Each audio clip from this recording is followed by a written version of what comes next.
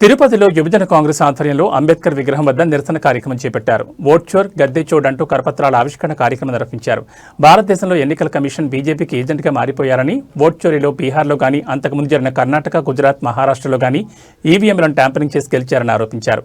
Ballot బాక్సులు voting జరిగితే కాంగ్రెస్కు అత్యధిక మెజార్టీ వచ్చి కాంగ్రెస్ అధికారంలోకి వస్తుందని ఈ సందర్భంగా వారు తెలిపారు. ఈ కార్యక్రమంలో తిరుపతి కోఆపరేటివ్ బ్యాంక్ మాజీ డైరెక్టర్ యార్లపల్లి గోపి, కాంగ్రెస్ పార్టీ నాయకులు, కార్యకర్తలు పాల్గొన్నారు. జరుపుకోండిరా, కవరవండిరా, పైకి లేపండిరా.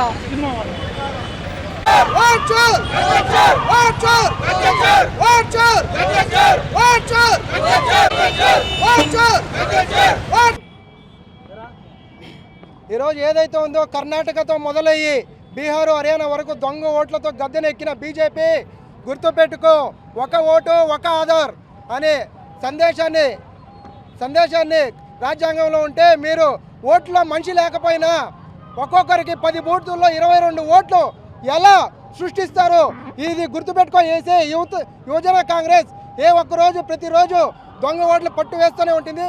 ప్రతి ఇంటికి యువజన కాంగ్రెస్ ఈ దొంగ ఓట్లు మీ దృశ్యాన్ని ప్రతి ఒక్కరికి చూపిస్తుందని తెలియజేస్తూ, యువజన కాంగ్రెస్ తరఫున ప్రతి ఊరికి, ప్రతి ఇంటికి మీ దొంగోట్లు ఎవరైతే దీనికి సహకరిస్తున్నారో మోదీ కానీ, ఈసీ కానీ ప్రతి ఒక్కరిని ప్రతి ఇంటికి పోయి మీరు దొంగలు అని నిరూపిస్తామని తెలియజేస్తున్నా. గుర్తుపెట్టుకో, యూత్ కాంగ్రెస్తో పెట్టుకుంటే దేశవ్యాప్తంగా మీరు తిరగలేరు, గుర్తుపెట్టుకోండి.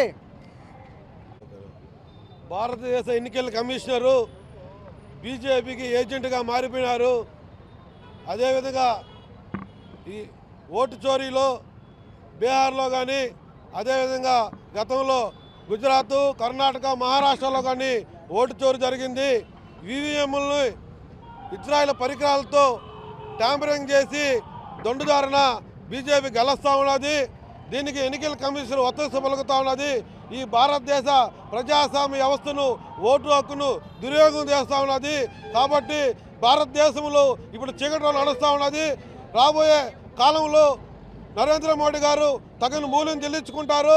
ఈరోజు ప్రజాస్వామ్యంలో ఎంతోమంది కష్టపడి ఎన్నో మంది త్యాగాలతో స్వతంత్రం తెచ్చుకొని ప్రతి ఒక్కరూ ఓటు హక్కు తీసుకురావడం జరిగింది. ప్రజా పద్ధతిలో ఓట్లు జరిగితే కాంగ్రెస్ పార్టీ అత్యధిక మెజార్టీతో గెలుస్తుంది.